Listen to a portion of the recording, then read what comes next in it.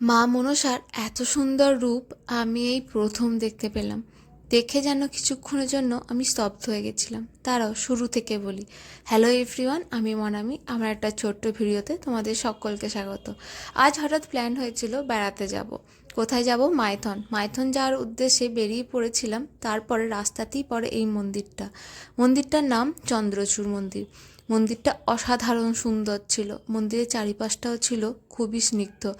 পর চলে যাই কল্যাণেশ্বরী মায়ের মন্দিরে। মায়ের মন্দিরটা তুলনামূলকভাবে আজকে ফাঁকাই ছিল। তারপর আমরা রওনা দিই গন্তব্যস্থলের দিকে। এই যে পৌঁছে গেছি আমরা মাইথন। মাইথনে গিয়ে দেখি চারিদিকটা কি সুন্দর রোদ ঝলমল করছে। মনটা যেন দেখেই আরও ভালো হয়ে গেল। মাঝে মধ্যে এরকম বেড়াতে যেতে তোমরাও জানি খুব পছন্দ করো। আমি তো ভীষণ ভালোবাসি এরকম ঘুরতে। শুধু তো ঘুরলেই হবে না, পেট পুজোও করতে হবে। এখান থেকে একটু ছোলা চাটও নিয়ে নিয়েছিলাম। খেতে খেতে হাঁটতে হাঁটতে চলে গেলাম ড্যামের দিকে। ওপর থেকে এই দৃশ্যটা দেখতে অসাধারণ লাগছিল। রোদটা যখন জলের মধ্যে পড়ছিল আরও দেখতে ভালো লাগছিল। তারপর এখান থেকে এই চা পকোড়া খেয়ে আবার রওনা দিলাম বাড়ির উদ্দেশ্যে। আজকের জন্য এটুকুই, আবার পরে দেখা হবে।